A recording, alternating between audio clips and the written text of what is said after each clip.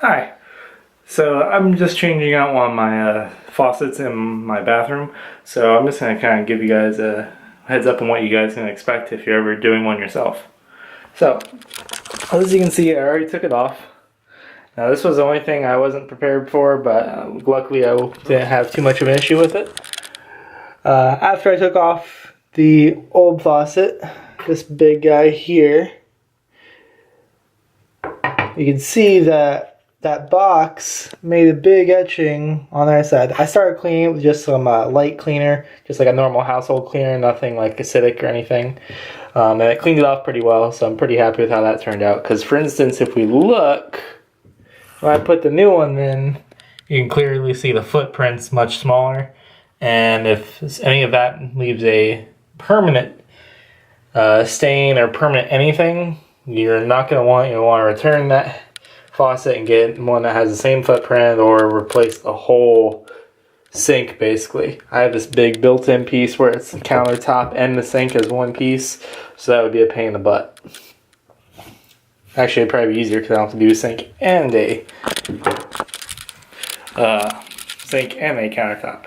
But it's pretty easy if you've ever done any type of plumbing. If you've never done anything, you'll need a couple wrenches, maybe some PB Blaster or WD-40 to loosen up some of the joints.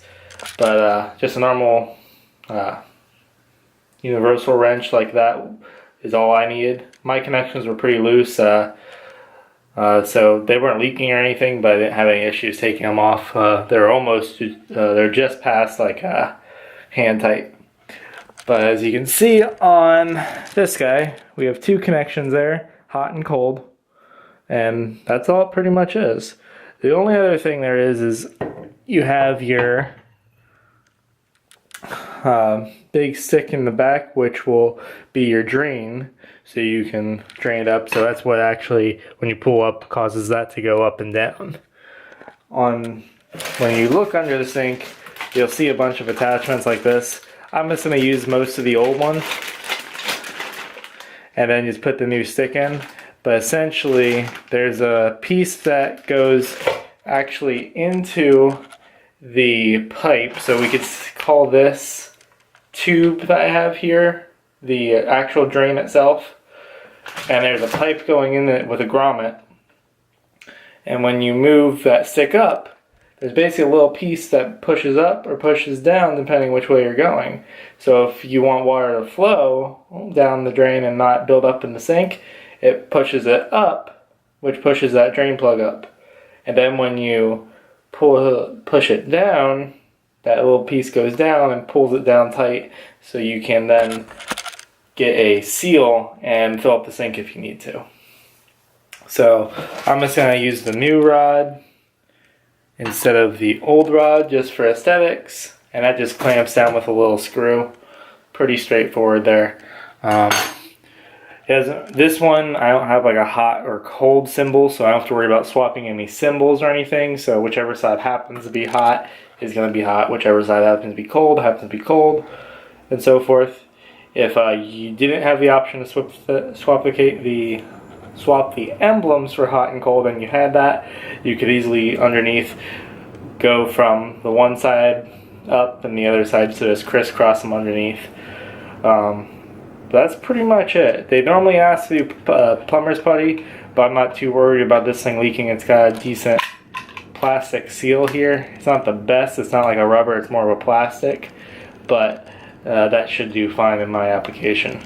But normally you'll put some sealant around there. That way no water, if it happens to get up by there, will leak out. And in there you can actually see the whole setup. So now I can understand why this was so cheap. It is all plastic piping in there. So that would be why over time that'll leak. So if that ever breaks or it becomes brittle, that'll crack and water will come right out of there. Yep, just a big metal outside and then plastic inside. Cheap, cheap, cheap. But that should be pretty much it. You may have to adapt different ends. So like this one, I just have normal ends, so I should be able to just screw that on and it'll all be set. Alrighty. Well, if you guys have any questions, comments, please comment below. I can normally give you guys most of the hand over the internet. Alrighty. Thanks again. Bye. Alright, well it turns out I'm a liar. I ended up changing out the bottom piece anyway. Because basically the pipe that came with mine, the valve you could say, didn't fit in the old one. New one's larger diameter. So that one didn't work, so I had to swap them out. But at least this is technically now matching that color, while the other one was a little bit more chrome. But it won't bother me any. But works good now. Nice and done. And then I did add that new pipe in there, and then that new connection. So all that got finished. No big deal. It took me about 40 minutes to uninstall it, put the new one in, maybe add another 20 and once I finish cleaning up. So you can probably do this in an hour. Maybe less if you have everything all set and ready to go, having going in and out, grabbing tools, deciding to change that out. But hour, no problem at all. Alrighty, well, you guys have a good one.